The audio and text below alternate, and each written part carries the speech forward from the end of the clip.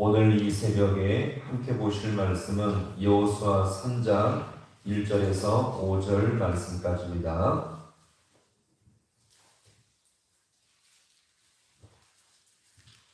여호수아 3장 1절에서 5절 말씀을 우리 한 절씩 교독하겠습니다.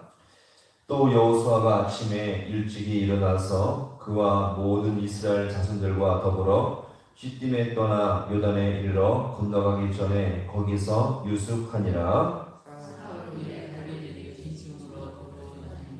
백성에게 명령하여 이르되 너희는 레위 사람 제사장들이 너희 하나님 여호와의 언약궤에 매는 것을 보거든 너희가 있는 곳을 떠나 그 길을 따르라.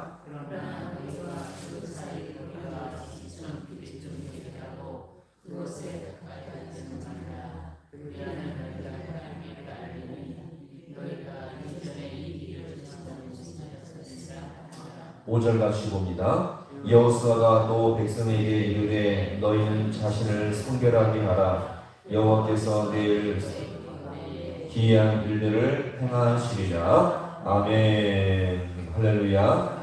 오늘 이 새벽도 하나님의 은혜와 도우심이 있는 귀한 새벽 될 수 있기를 간절히 소망합니다. 여호수아 3장 1절에서 5절의 내용은 요단강을 건너기 전에 요단 동쪽에서 3일 동안 준비하는 내용을 여기서 지금 말하고 있습니다.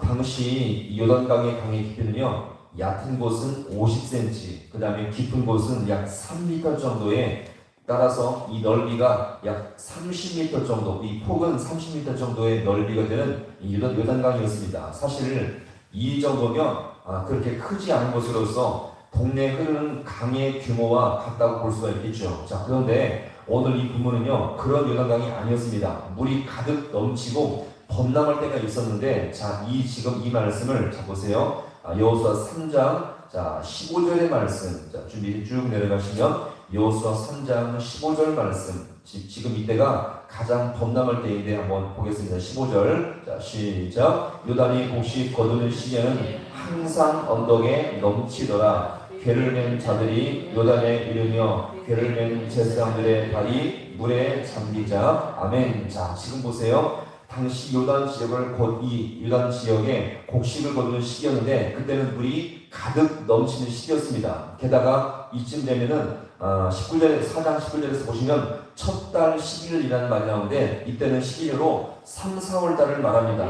이때는요, 산들에 얼어붙은 눈들이 봄이 되어서 녹기 시작하면서 이 많은 물들이 요단강으로 합류하게 되죠. 따라서 평소에는 요단강 넓이가 약 30m 정도밖에 되지 않지만 이제 이 시기가 되면 요단강이 무려 200m로 폭이 넓어지는 물살이 거센 큰 폭이 되는 강이 되고 만다는 것입니다. 따라서 지금 이스라엘 백성이 건너야 할 지금 요단강의 상태는 어떻습니까? 인간의 힘으로는 도저히 건널 수 없는 그런 엄청난 큰 강이 되었던 것입니다. 자, 그런데 하나님은 이 요단강의 물이 다 빠지고 평소의 그런 물이 아니라 물이 범람하는 이 시기에 이스라엘 백성을 건너게 역사하게 되었던 것입니다.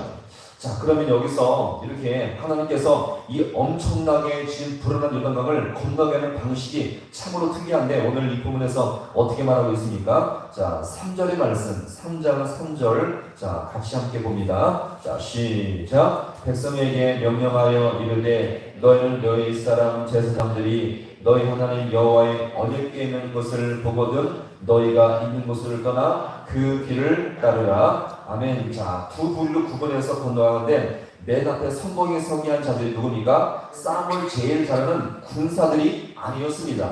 보시면 언약궤로서 법궤를 맨 제사장들이었죠. 자, 전쟁을 치러야 할 상황인데 법궤를 맨 자들을 맨 앞에 둔 것입니다. 그리고 상당한 거리를 떨어지겠는데, 자, 4절의 말씀 또 같이 볼게요. 4절. 자, 시작. 그러나 너희가 그 사이 거리가 2000규쯤 되게 하고 그것에 가까이 하지는 말라. 그리하면 너희가 행할 길을 알리니 이전에 이 길을 지나보지 못하였음이니라 합니다. 아멘. 자, 여기서 보니까 자, 이 거리가 어떤 지금 거리가 나온다고요? 2000규빗 제사장을 낸 제사장들과 백성들의 이 사이가 2000교 정도의 거리를 두게 했는데 이것을 오늘날로 계산하면 약 1km 정도의 거리를 멀리 떨어지게 한 다음에 먼저 앞서게 했던 것입니다. 그리고 더 이상 가까이 하지 말라 이거예요. 자, 그럼 오늘 우리는 이 본문을 통해서 도대체 이 법궤를 1km 정도 앞에 세워 간 이유가 무엇인가를 함께 살펴보고자 합니다. 첫 번째는요, 이 법궤는 하나님의 임재를 상징해요. 뭐라고요? 하나님의 임재를 상징합니다. 따라서 이 법궤는 성막에 있었던 중요한 도구인데 성막 중에서도 지성소, 가장 거룩한 곳에 있었던 성물이었죠. 자,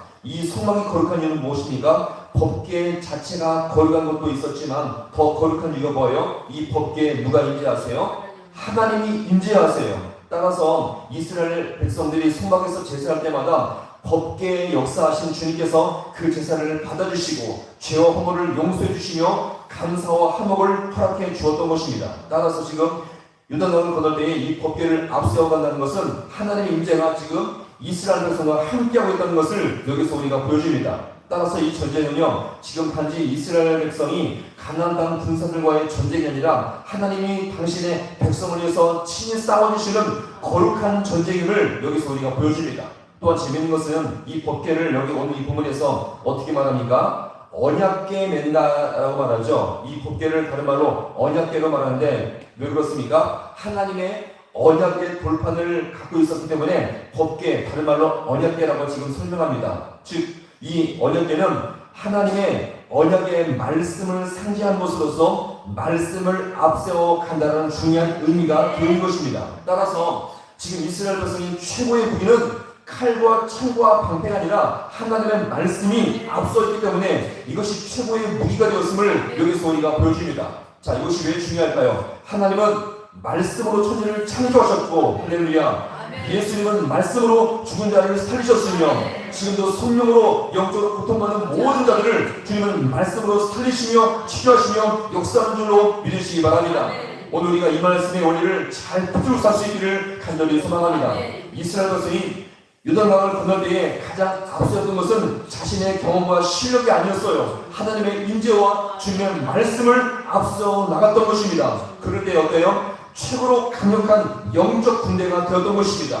오늘 우리가 이 땅을 살아갈 때에 우리의 자체 경험과 우리의 실력과 우리의 능력으로 강한 인생을 살 수 없다는 거죠. 우리가 어떻게 강한 인생을 살 수 있습니까? 하나님의 임재를 사모하시고 그 임재가 나와 함께할 때에 가장 강력한 성도가 될 줄로 믿으시기 바랍니다. 무엇보다 매 순간 선포되는 주의 말씀이 나의 힘과 능력이 되어서 말씀을 의지하며 말씀을 붙들며 살아갈 때에 가장 강하고 소중한 인생이 될 수 있음을 우리가 여기서 볼 수가 있는 것입니다. 오늘 우리가 이 땅을 살아갈 때에 그 하나님의 임재와 말씀을 의지하며 하나님 때문에 가장 강한 성도 인생을 살아갈 수 있는 우리 모두가 될 수 있기를 주님의 이름으로 간절히 축원합니다.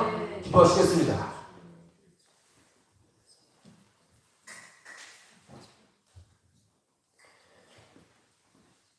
하나님 아버지, 오늘도 이 새벽에 주님께 나오게 하심을 너무나 감사합니다.